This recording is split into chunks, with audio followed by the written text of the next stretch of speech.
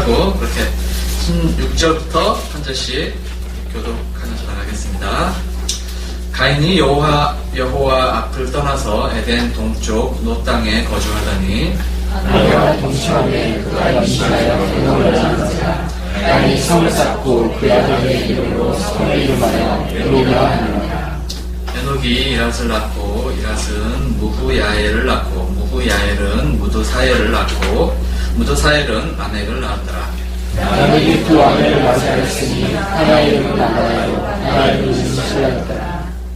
아다는 야발을 낳았으니 그는 장막에 거주하며 가축을 치는 자의 조상이 되었고 그의 아들의 이름은 두발이니 그는 수금과 풍수를 정하는 모든 자의 조상이 되었으며 실라는 두발가인을 낳았으니 그는 구리와 새로 여러가지 기구를 만드는 자요 두발가인의 누이는 나아마였더라. 라멕이 아들에게 이르되 나와 실라야 내 목소리를 들으라. 라멕의 아들이여 내 말을 들으라. 나의 상처로 말미암아 내가 사람을 죽였고 나의 상함으로 말미암아 소매를 죽였도다. 가인을 위하여는 벌이 7배 1인데 라멕을 위하여는 벌이 77배 1이로다 하였더라. 아담이 자신이 자기 아내와 동침하며 그 아들을 낳아 그의 이름을 셋이라 하였으니 이는 하나님이 내게 가인이 죽인 아벨 대신에 당신을 주셨다 하느니라. 셋도 아들을 낳고 그의 이름을 에노스라 하였으며 그때의 사람들이 비로소 여호와의 이름을 불렀더라. 이것은 나라의 비를 붉은 책임이라. 하나님이 창조하실 때 하나님의 모양을 이루시되 남자와 여자를 창조하셨고 그들이 창조되던 날에 하나님이 그들에게 복을 주시고 그들의 이름을 사람이라 일컬으셨더라. 아담은 30세에 아니고 자기의 형상과 아들을 낳은 셋이라 하였고 아담은 셋을 낳은 후 800년을 지내며 자녀들을 낳았으며 그는 930세를 살고 죽었다. 셋은 105세에 에노스를 낳았고 에노스를 낳은 후 810년을 지내며 자녀들을 낳았으며 그는 912세를 살고 죽었더라. 에노스는 910세를 낳았고 게난을 낳은 후 815년을 지내며 자녀들을 낳았으며 게난은 70세에 마할랄레를 낳았고 마할랄레를 낳은 후 840년을 지내며 자녀들을 낳았으며 그는 910세를 살고 죽었더라.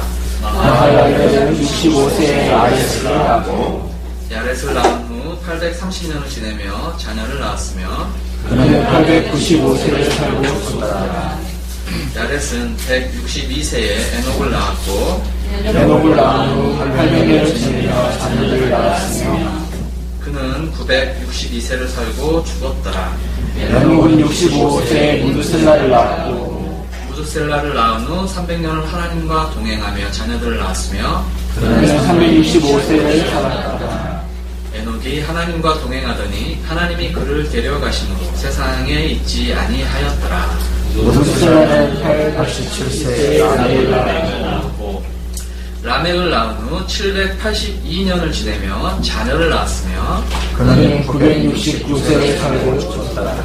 라멕은 182세에 아들을 낳고 이름을 노아라 하였는데 여호와께서 땅을 저주하심으로 수롭게 일하는 우리를 이 아들이 아니하리라 하였다.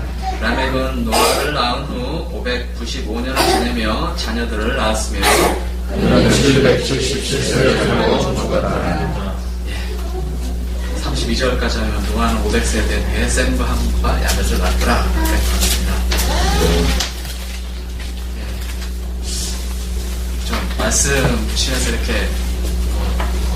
항상 우리가 이제 생각하는데 이 말씀에 무슨 의미가 있을까 뭐 이런 생각이 듭니다. 근데 그 뭡니까 이 성경의 저자가 누구인가요? 누가 이 성경 말씀을 쓰신 건가요? 네, 하나님께서 사람을 통해서 사람이 쓰게 하셨죠. 그러니까 사람이 비록 쓰긴 했지만 결국 어떤 그 원래 어떤 저자, 하나님께서 그러니까 의도하신 분이 뭐냐면 하나님이시라는 거죠. 하나님께서 쓰게 하시는, 하나님이 쓰신 거죠. 그렇다면 우리가 생각할 때 하나님께서 왜 이 성경에다가 이렇게 나았더라라는 이렇게 우리가 성경 통독할 때 참 힘들게 이렇게 쓰셨을까? 무슨 이유가 있으셨을까? 아니면 아무 이유 없이 그냥 써라라고 하셨을까? 근데 우리 사람도 그렇지만 어떤 뭐 편지를 쓸 때, 만약에 편지를 누군가에게 쓴다면 그 편지 쓸 때 이렇게 그 내용이 전혀 의미가 없는 이렇게 글을 쓰지는 않을 거란 말이죠. 다 어떤 이유가 있고 뜻이 있기 때문에 그것을 쓰는데, 하나님께서 분명히 말씀, 성경 66권 가운데 창세기에서 분명히 낳았더라라는 이 계보를 쓰게 하신 이유는 다른 이유가 분명히 뜻이 그 가운데 있을 거란 말이죠. 예, 특별히 이제 하나님께서 하나님의 말씀이라고 우리가 이걸 믿는다면, 받아들인다면 더더구나 우리는 이 말씀에 무슨 의미가 있을까 이런 생각을 할 수밖에 없을 것입니다.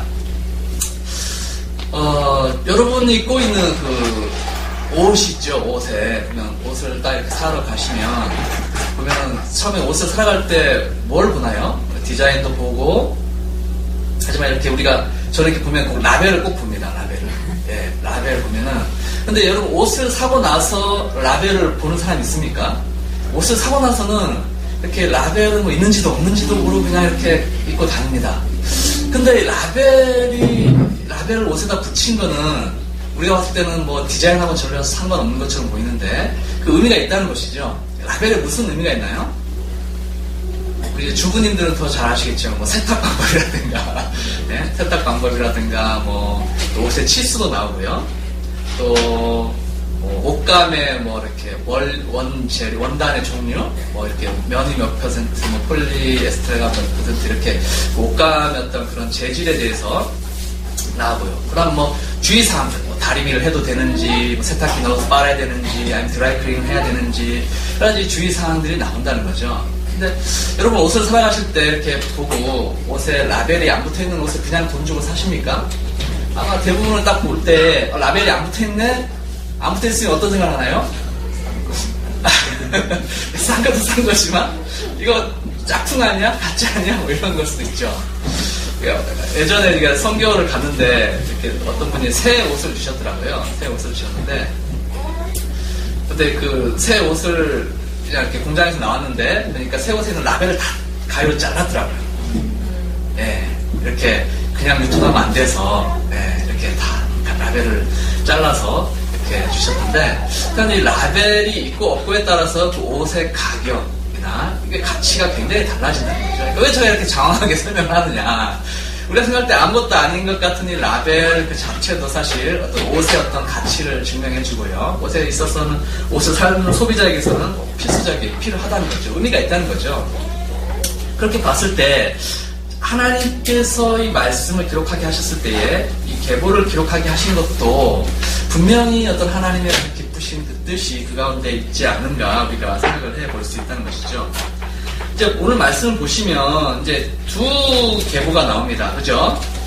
16절부터 24절까지는 그 가인의 계보가 나오고요. 그 다음에 25절부터 해서 이제 32절까지 해도 되고요. 이제 셋, 아담으로 이어지는 어떤 셋의 계보가 이렇게 나오게 됩니다. 가인의 후예들의 삶을 한번 보시면요. 좀 특이할 만한 것이 뭐가 눈에 띕니까? 가인의 후예들의 삶에서. 여러분 이제 쭉 읽어보시면 눈에 띄는 게 있죠. 예. 제가 뭐 여러분이 이렇게 시키기 좀 그런 것 같아서. 예, 보시면 17절에 보면은 성을 쌓고라고 나옵니다. 가인이 성을 쌓고요. 그 다음에 20절에 보니까 야발은 장막에 거주하며 가축을 치는 자의 조상이 되었고, 그러니까 그 다음에 유발이라는 사람은 수금과 퉁소를 잡는 모든 자의 조상이 되었고요. 그 다음에 두발가인이라는 사람은 구리와 쇠로 여러 가지 기구를 만드는 자다라고 이렇게 나옵니다. 그러니까 우리가 이제 성경을 볼 때에 이게 뭐 그렇게 대단한 건가? 특별한 건가? 라고 생각할 수 있어요. 여러분 어떠세요? 여러분 뭐 이렇게 특별하게 보이십니까? 특별하게 안 보이실 거예요. 뭐 대단한 것도 안 가지고 이렇게 기록했을까? 라고 생각하시면 모르겠지만, 그게 아니라는 거죠. 이게 여러분 생각할 때 이게 인류 최초라는 어떤 그 수식어가 붙는다면 달라진다는 것이죠. 인류 최초라는 그런 말을 붙인다면. 그래서 가인 같은 경우는 인류 최초의 성을 쌓았다는 말은 단순히 성을 쌓는 것에 그친 것이 아니라 도시를 만들었다는 거죠. 도시 문명을 시작을 했다는 것입니다. 뭐 우리 수준에 봤을 때는 뭐 아무것도 아닐 수 있을지 모르겠지만 이렇게 뭐 전혀 모르는 상황에서 모르고 있는 상태에서 무언가를 새로 시작한다는 것은 굉장한 아이디어가 있어야 된다는 거거든요. 보통 사람은 할 수가 없어요. 보통 사람들은 그냥 그 뭐 열매 따먹고 이렇게 짐승 잡아먹고 이걸로 끝인데 이 가인 같은 경우는 성을 쌓았다는 거죠. 자기를 보호하는 성을. 그 다음에 같이 모여 사는 인류 문명, 도시 문명을 이제 시작했다는 것이죠. 그 다음에 야발이라는 사람을 보면요. 목축업의 조상이 되었습니다. 목축업의 조상이 되었어요. 굉장한 거죠. 그러니까 일단 조상이 되었다. 시조가 되었다. 대단한 겁니다. 그 다음에 유발이라는 사람은 수금, 퉁소 잡는 모든 자, 좀 음악을 통한 어떤 그 예술을 시작한 어떤 조상이 되었다는 거죠. 그 다음에 두발가인이라는 사람은 구리와 새로 여러 가지 기구를 만들었던 어떤 기계 문명을 만든 사람. 그러니까 이것 다 모두가 이제 인류 최초라는 겁니다. 처음으로. 모든 사람이 처음으로 이것을 만들었다는 것이죠. 여러분의 인생에서 인생이 그러니까 인류 최초로 만든 혹시 뭐 있나요? 자랑할 거 있나요? 저는 이거 인류 최초로 제가 만들었어요. 제가 이름을 내볼만 합니다. 혹시 그런 게 있나요? 우리는 정말 아무것도 아닙니다. 자, 여러분은 이름 명함 내볼 게 없습니다. 그래도 뭐 이 사람들은 인류 최초로 도시 문명을 만들고요. 목축업을 이렇게 새롭게 시작을 하고요. 그 다음에 예술, 음악을 시작한 사람들이고요. 그 다음에 기계 문명을 만든 사람들인 거죠. 어떻습니까? 이 사람들 보면은 이 가인의 계보의 특징들을 보면은 굉장합니다. 가인이라는 사람이 어떤 사람입니까? 이 사람은 인류 최초의 살인자입니다. 다 최초죠. 인류 최초의 살인자이지만 하나님께서 그를 보여주시겠다고 이제 약속까지 한 사람이기도 합니다. 순간 우리가 생각할 때 가인 별 볼 일 없는 사람, 살인자. 그리고 이 살인자의 후손이라고 생각할 때는 뭐 이런 살인자의 후손의 어떤 계보가 이렇게 뭐 화려하지? 라고 생각할 수 있다는 거죠. 비록 가인이 최초의 어떤 살인자의 였긴 했지만 그와 그의 후손들의 어떤 그런 기록된 어떤 삶을 봤을 때는 저와 여러분이 감히 어떻게 생각도 할 수 없는, 따라할 수 없는 어떤 그런 훌륭한 족보를 가지고 있다는 것입니다. 혹시 죄송한다면 여러분 뭐 족보 집에 다 있으시죠? 그리고 집에 족보 중에 어떻습니까? 우리 조상님들 중에 정말 훌륭하신 업적을 남기신 조상님들 계신가요? 우리는 뭐 가인의 족보보다 더 훌륭해 이렇게 되신 분 있으신지 모르겠습니다. 저희 조상님들도 그런 분이 별로 없습니다. 이렇게 내놓을 만한 어떤 그런 족보가 아닌데 어쨌든 이 가인이 분명히 하나님 앞에서 죄를 짓고 최초의 살인자였긴 했지만 그와 그의 후손이 이룩한 어떤 업적을 봤을 때는 정말 저와 여러분과는 비교도 안 될 정도입니다. 엄청난 이 업적을 인류에 업적을 통해서 엄청난 영향을 인류에 끼쳤다는 것을 우리가 이렇게 이해해 볼 수 있습니다. 여러분 아직 뭐 실감이 안 나실 텐데 조금 더 실감이 나게 하려고 그랬습니다.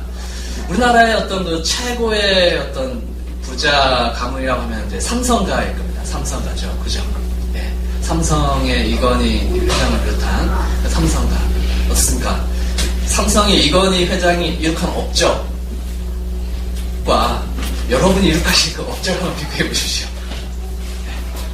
어떻습니까? 다들 그냥 저기 멀리만 쳐다보는 거죠. 이렇게. 네. 뭐 나랑 우리 삼성의 이모 회장님하고는 좀 동급이야 라고 이렇게 생각하시는 분은 많지 않을 것입니다. 그러니까 이 가인의 후손들이 이룩한 인류 문명, 이 업적은 실로 대단한 거죠. 우리가 상상도 할 수 없을 만큼 우리의 어떤 삶에서는 이룩할 수 없을 만큼 큰 업적이라는 것이죠. 예, 엄청난 업적이라는 겁니다. 그러니까 여러분 이걸 보셨을 때에 와, 인류 최초의 문명들을 이룩한 가인의 후손들이구나. 대단한 후손들이구나. 그런 생각을 하시면 이렇게 하실 수가 있을 것입니다. 그런데 오늘 같이 나온 두 번째 계보, 아담으로부터 이어진 어떤 셋의 계보를 한번 보시면 어떻습니까? 셋의 계보에 나와 있는 어떤 그런 뭐 특별한 사연들이 있나요? 가인의 계보와 견줄 만한, 그 업적과 견줄 만한 그런 것들이 있나요? 한번 보십시오. 막혀만 나오면. 예? 뭐 26절 보니까 여호와의 이름을 불렀더라 이렇게 나오고요. 그 다음에 뭐 나았더라 나오고요. 그 다음에 에녹이 하나님과 동행하였다 라고요. 그 다음에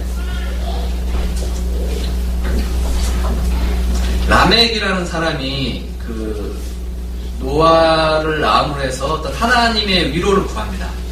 하나님의 안위함을 이렇게 구합니다. 그게 이제 노아가 나오는데, 노아는 이제 뒤에 6장에 나오겠지만 아시겠지만 이제 방주를 짓는, 꿋꿋하게 하나님 명령에 따라서 비도 오지 않는데 이렇게 방주를 짓는 순종하는 이렇게 이런 삶을 삽니다. 셋의 후손들, 그러니까 아담으로부터 나오는 셋의 후손들과 가인의 후손들을 비교 한번 해보십시오. 어떤 가문이 더 훌륭한 업적을 쌓았나요? 이거 뭐 말해서 뭐 하겠습니까? 그죠? 이 가인의 후손이 업적 면에서는 정말 훌륭합니다. 엄청난 업적이고, 이 셋의 계보를 봤을 때는, 족보를 딱 우리가 펼쳐봤을 때는, 이렇게 대단한 집안이 아니군. 뭐 이런 식으로 생각할 수 있을 거란 말이죠. 별거 아니라는 거죠. 근데 하나님께서는 왜 근데 이거 두 족보를 이렇게 같이 기록하셨을까? 분명히 이거는 어떤 비교하기 위해서라는 거죠. 하나님께서 무언가를 비교하기 위해서 이렇게 같이 연이어서 기록을 해 놓으셨다는 것이죠. 우리가 이 기록을 하게 하신 이 원저자가 누구인가라고 처음에 질문했는데, 하나님께서 보셨을 때라는 거죠. 하나님께서 보셨을 때 하나님은 이 가인의 계보와 셋의 계보 사람들의 어떤 그런 삶을 어떻게 평가하실까, 사실 이게 중요한 거거든요. 그러니까 원저자시잖아요. 하나님께서 원저자시잖아요. 그러니까 하나님께서는 이 성경 말씀을 이걸 기록하시면서 어떤 의도를 가지셨다고 분명 우리가 추측을 했는데, 어떤 의도일까? 하나님께서는 과연 어떻게 보실까 이거죠. 하나님께서는. 그게 이제 중요한 거죠. 근데 가인의 후손들의 이제 하는 삶을 보시면 셋의 후손들하고 좀 다른 게 있습니다. 뭐냐면 연수가 적혀 있지 않습니다. 업적만 나와 있죠. 업적. 무슨 일을 했는지에 대한 그런 업적만 나와 있습니다. 그러니까 이걸 통해 봤을 때 어떤 가인의 후손들의 삶에서 추구했던 것이 무엇인가라고 우리가 대충 짐작을 해볼 수 있습니다. 무엇이었을까요? 이름을 남기기 위한 삶을 산 거죠. 업적이죠. 업적. 어떤 업적을 이룰 것인가. 세상에 우리 이름을 남기자. 어떤 바벨론을 쌓았던 사람들처럼 어떤 자기들의 이름, 자기들의 업적 중심적인 업적을 쌓기 위한 삶을 부지런히 살았다는 것을 알 수 있습니다. 그 사람들 어떤 낳고 죽고에 대한 어떤 그런 기억은 나와 있지 않습니다. 특별히 셋의 후손들은 이 말씀을 통해서 볼 때에 하나님의 명령을 충분히 순종하는 삶을 살았다는 것을 알 수 있습니다. 그죠? 비교해보시면 알겠지만 연수가 3번씩 나옵니다. 언제 낳고, 언제 또 자손들을 낳고, 또 언제 죽었더라 라는 식으로 계속해서 3번씩 가인의 후손들에게서는 한 번도 기록되어 있지 않은 이 연수가 셋의 후손들에게는 3번씩이나 기록되어 있다는 거죠. 그건 분명히 의미가 있다는 것입니다. 그만큼 하나님께서 그 사람들을 낳고 죽을 때까지 모든 삶 가운데 하나님께서 그걸 보고 계셨다는 것이죠. 그리고 그들의 삶이 비록 가인의 후손들과 비교했을 때, 그들의 업적들과 비교했을 때는 별 볼 일 없는 것이었음에도 불구하고 하나님께서는 그들의 삶을 보고 계셨다는 것입니다. 이 가인의 후손들이 엄청난 업적을 쌓고 문화를 문명을 싹 이룩하고 문화를 발전시켰지만 그들의 삶은 참 무의미했다라는 것을 하나님께서는 이 연수를 기록하지 않는 것으로 평가하십니다. 뿐만 아니라 이 사람들이 추구하는 것은 자기의 업적이라는 거죠. 자기의 삶이라는 거죠. 23절을 보면 이 가인 후손들은 점점 더 악해져 간다는 것을 볼 수가 있습니다.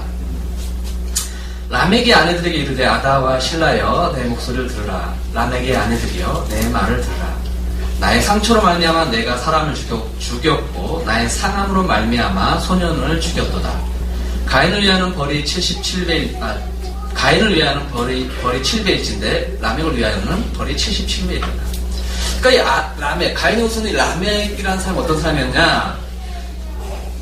참지 손해를 못 보는 사람이라는 거죠.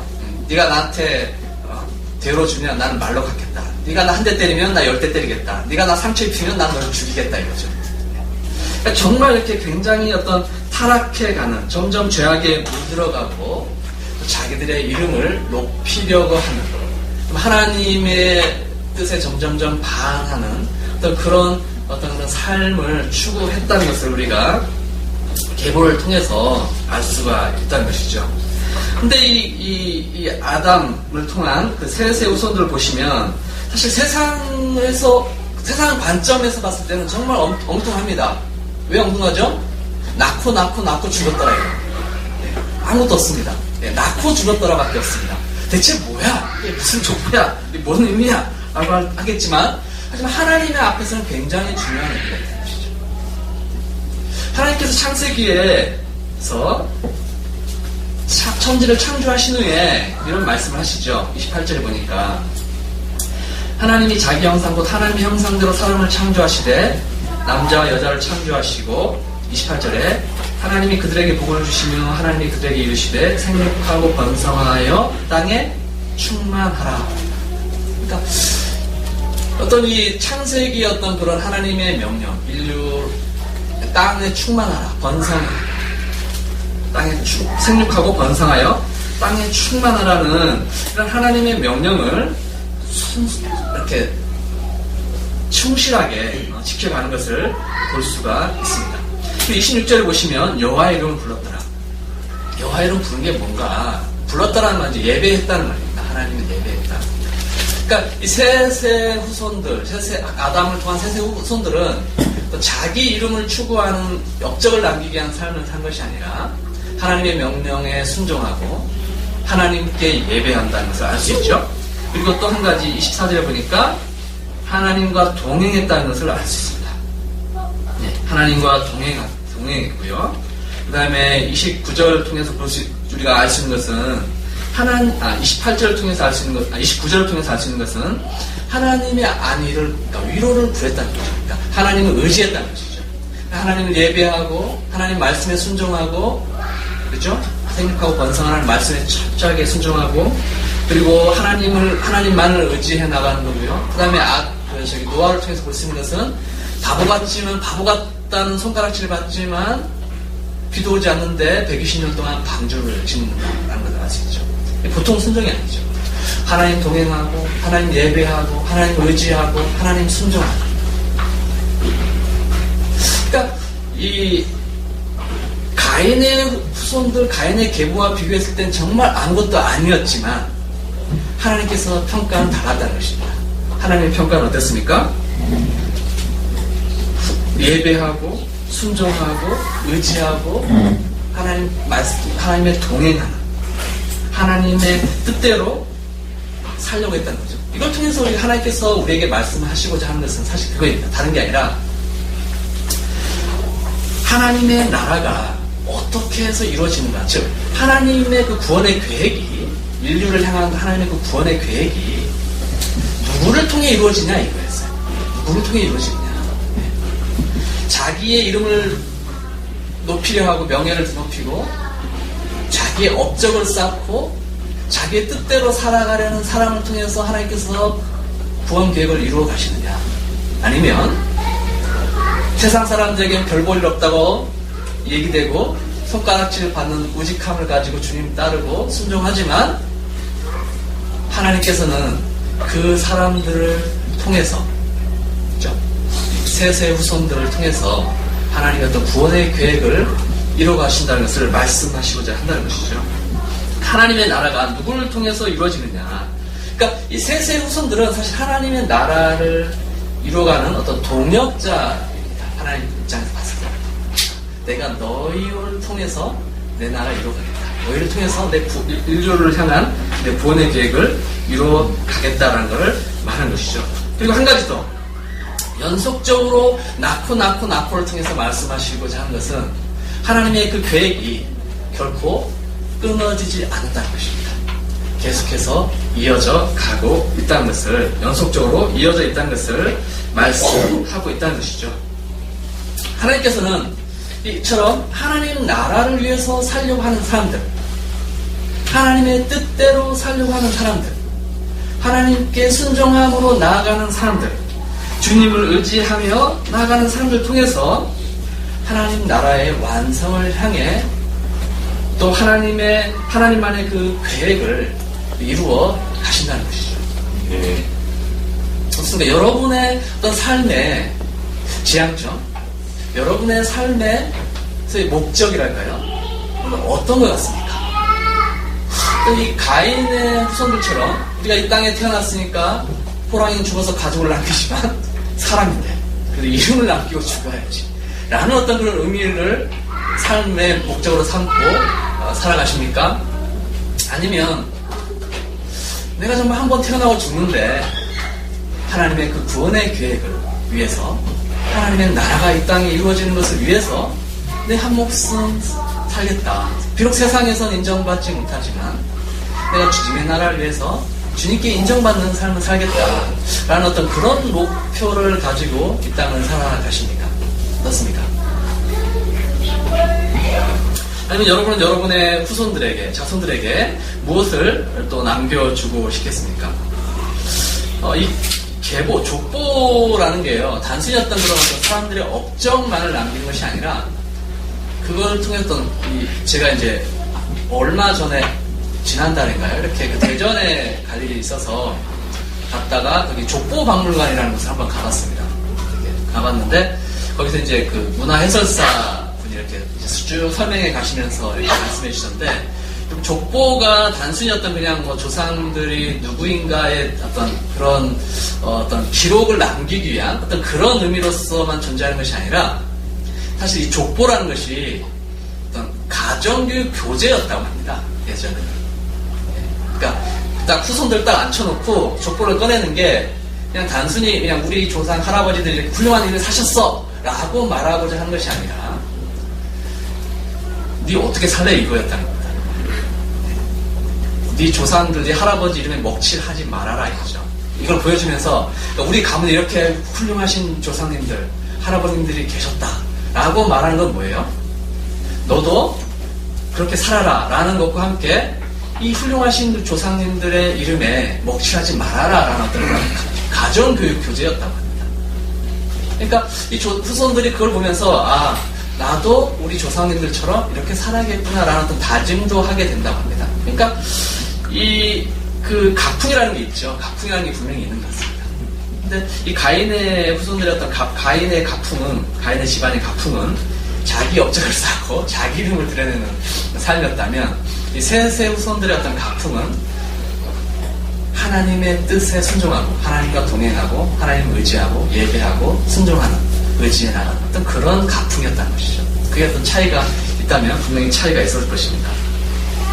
또 이처럼 하나님의 나라는 이처럼 자기의 뜻이 아니라 자기의 온 삶을 바쳐서 하나님의 나라를 위해서 살고자 하는 사람들을 위해서 하나님의 나라가 이루어진다는 것을 우리가 알 수가 있다는 것이죠. 우리는 정말 그리스도인으로 부름 받았습니다. 그죠? 여러분이나 저나 다 그리스도인입니다.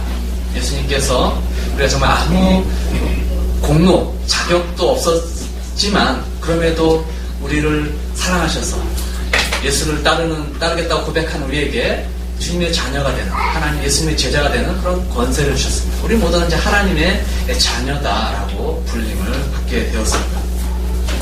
일단 과연 우리는 이제 예수님을 믿는 제자로서, 하나님의 나라의 백성으로서, 하나님의 자녀로서 우리 삶의 목표가 어떻게 돼야 하는가? 무엇을 위해서 우리가 살아야 하는가? 이거죠. 우리는 어떤 삶을 살아야 하는가? 우리 한번 질문을 해야 됩니다. 여러분 어떻습니까? 정말 한번 낳고 죽는데 세상에 이름을 드높이고 싶지 않으십니까? 업적을 한번 남기고 싶죠. 그죠? 그죠, 전사님? 조철사님? 조철이라는 이름을 내가 네, 후손들에게 물려주리라.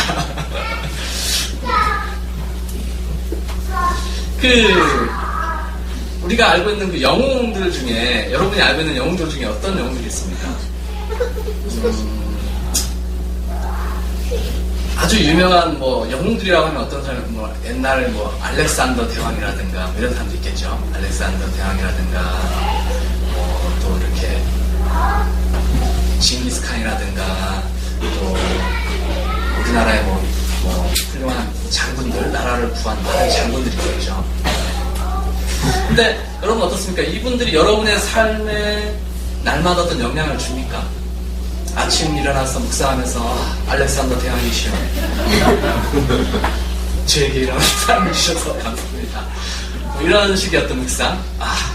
이렇게 오늘도 이렇게 밥을 먹으면서 인간관계 가운데서 알렉산더 전 살지 못했어. 어떤 이런 날마다 어떤 묵상을 통해서 삶의 지표로 삼고 그 가르침을 날마다 실행하려는 삶을 사십니까? 그러진 않을 거예요, 말이죠. 그냥 옛날에 훌륭한 삶을 살았지 하고 그냥 역사 시간에 배운 것으로 끝날 수도 있고요. 가끔씩 삶에 있어서 어떤 그런 교훈을 얻을 수 있겠지만 날마다의 삶에 있어서는 그렇게 큰 이렇게 별로 관련이 없는, 영향이 없는 그런 사람이죠. 하지만 어떻습니까? 저 이름도 모르는 저 갈릴리 호수에서 어부 생활을 했던 베드로. 베드로는 어떻습니까, 여러분? 혹은 모든 세상의 것을 배설물 여기고 그냥 죽도록 주님만 위해서 살았던 어떤 바울은 어떻습니까? 나중에 사형당하죠. 다 죽죠. 이런 사람들의 삶이 어떻습니까? 여러분과 관련이 있습니까? 그래도 매일은 아니지만 그래도 우리가 정말 말씀을 통해서 말씀 볼 때마다 베드로나 바울의 어떤 그런 하나님과 동행한 어떤 삶을 통해서 도전도 받기도 하고요. 또 그들이 기록한 하나님의 말씀을 통해서 많은 영향을 받죠. 그러니까 사실 세상의 눈으로 봤을 때는 알렉산더와 비교했을 때 갈릴리 어부였던 베드로는 세 발의 피입니다. 아무것도 아니죠. 근데 하나님께서 평가하실 때는 어떤가? 베드로는 어떻습니까? 이 교회의 기초라고 하셨죠. 하나님 나라의 어떤 기초를 내가 삼겠다. 믿음의 고백을 말씀하실 정도로 하나님께서는 그의 삶을 위대하게 생각을 하신다는 것이죠. 그러니까 우리의 삶을 우리는 어떻게 살아야 되는가? 우리는 예수님을 믿는 제자로서, 하나님의 자녀로서 무엇을 위해 살아야 될 것인가?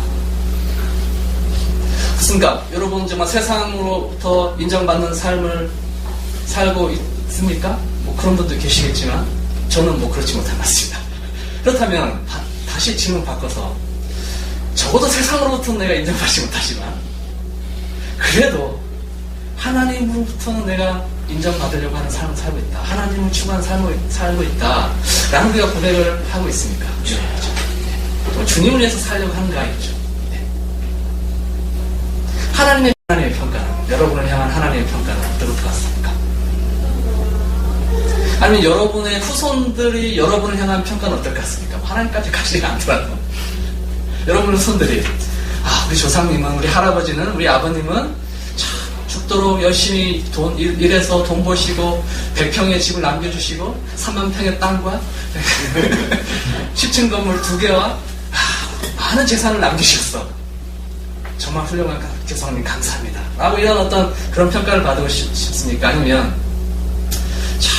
이렇게 쉽지 않은 어려운 삶을 사셨음에도 불구하고 믿음의 끈을 놓지 않고 정말 이 세상 것을 추구하지 않고 하나님 나라를 향해서 주님 위해서 충성하는 삶을 사셨다. 어떤 이런 평가를 받고 싶으십니까?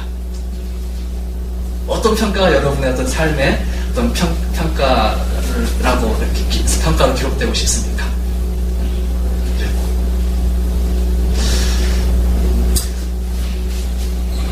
우리는 하나님으로부터 어떤 평가를 받을까? 사실 이게 우리 어떤 그런 삶의 어떤 그런 질문이어야 합니다. 네, 삶의 화두여야 되죠. 네. 어떤 삶을 살고 어떻게 죽어야 하는가? 어떤 세상으로부터 어떤 평가를 받을 것인가가 아니라 과연 하나님으로부터는 어떤 평가를 받을 것인가? 최소한 나의 후손들로부터는 어떤 평가를 받을 것인가? 그게 정말 우리의 어떤 삶에 계속된 질문이어야 하고요. 어떤 우리가 비록 세상으로부터 인정받지 못하는 삶을 살지라도 적어도가 아니라 반드시 하나님께로부터 인정받는 삶을 살아야 한다는 것이죠. 정말 자기 이름을 높이기 위한 삶, 세상의 인정을 받는 삶, 많은 사람들이 그런 데서 쫓아 살아갑니다. 인생을 그것을 위해 불사르죠. 이름을 남기기 위해서. 그것을 위해서 모든 것을 바치고요. 젊음을 바치고요. 인생을 불사릅니다.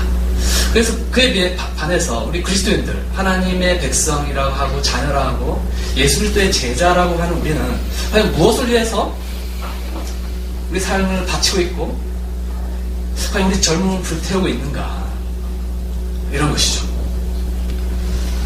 하나님 나라가 이 땅에 임했습니다. 그죠? 예수 그리스도가 이 땅에 오심으로 하나님 나라가 임했다는 것이죠. 회개하라 천국이 가까이 왔느니라. 그리고 우리를 하나님 나라의 백성 삼아 주셨습니다. 이제 하나님 나라에 임한 것이죠. 이 하나님 나라에 임한 하나님 나라 가운데서 하나님 나라의 백성으로서 우리는 그런 하나님 나라의 그 완성을 향해 가는 데 과정이 있는 것이죠. 우리는 지금 살아가는 그런 주님 나라가 완성해 가는 그런 그 과정 가운데 우리는 주님의 백성으로 지금 살아가고 있다는 것이죠. 과연 우리는 하나님 나라의 완성을 위해 향해 가는 데 있어서 하나님께 동역자로 인정받고 하나님께 인정받는 어떤 그런 삶으로 평가될 것인가? 아니면 전혀 무관한, 하나님 나라와는 무관한 삶을 열심히 살다가 죽어 흙으로 돌아갈 것인가? 이것이죠. 정말 우리는 주님의 그 계획에 철저하게 동참하면서 비록 세상에서는 이름을 남기지 못하겠지만 그래도 하나님 나라의 기록에는, 그 위대한 하나님 나라의 완성된 어떤 그런 기록될 때의 그런 기록에는 우리가 그런 주님의 제자로서 자녀로서 기록이 남아야 되지 않겠냐 이거죠. 우리는 하나님께서 구원해 주신 목적이 분명합니다. 우리를 위해서 살라고 구원해 주신 것이 아니라 이제는 하나님 나라를 위해서 살라고 구원을 시켜주신 것이죠. 주님의 이름을 위해서 살아가라고 우리를 자녀, 주님의 백성 삼아 주셨다는 것입니다. 그렇다면 우리는 그것을 위해서 목적을, 그것을 삶의 지향점을 삼고 그 목적을 가지고 살아가면서 당연하다는 것입니다. 이건 어떤 헌신도 아니고요. 우리가 생각하는 것처럼 정말 헌신하셨군요. 이게 아니라는 거죠. 당연하다는 것입니다. 이게 그리스도인이기 때문에 그렇게 사는 것이지, 이게 우리가 조금 더 특별하기 때문에 그런 삶을 사는 것은 아니라는 것입니다. 목사님들이기 때문에, 전도사님이기 때문에, 혹은 선교사님이기 때문에, 장로님이기 때문에 조금 더 헌신하라라는 것이 아니라 우리가 그리스도인이기 때문에 항상 헌신된, 정말 주님을 위해서 헌신된 그런 삶을 살아가야 한다는 것이죠. 그래서 어떤 의문의 여지가 없음에도 불구하고 오늘 정말 많은 그리스도인들이 그 어떤 삶의 목적을 잊어버린 채 살아가고 있기 때문에 날마다 이렇게 말씀에서 또 설교에서 이런 강조를 하고 있는 것이 아닌가. 정말 저 여러분은 정말 오늘 말씀 정말 아무것도 아닌 것 같은 이 족보의 기록, 그죠? 낳고 죽었더라. 그걸 통해서 과연 이제까지 우리의 삶이 무엇을 위해 살아왔는가, 그리고 앞으로는 어떤 것을 향해 갈 것인가 라는 것을 정말 깊이 있게 한번 묵상을 해야 할 것입니다. 뿐만 아니라 이제까지 우리가 목표를 정하지 않았다면 이제는 우리 삶의 목적을, 우리 삶의 어떤 지향점으로서 삶을 불태울 수 있고 삶의 모든 걸 다 드릴 수 있는 어떤 하나님 나라를 위해서는 더욱 정진해 나가는 어떤 그런 신앙을 목표로 살아야 할 것입니다. 그럴 때에 정말 우리가 원치 않더라도 하나님께서 우리를 인정해 주실 거고요. 하나님 나라에서 어떤 하나님 나라의 완성에 어떤 기여한 어떤 그런 사람으로서 우리의 이름이 기록되지 않을까. 정말 여러분 어떤 영광을 구하겠습니까? 없어져 버릴 후손들만 즐거워할 그 업적을 사겠습니까? 아니면 영원히 남을 하나님의 이름에 기록되는 하나님께 기억되는 그 영원한 것을 잡고 살아가겠습니까? 같이 기도하겠습니다.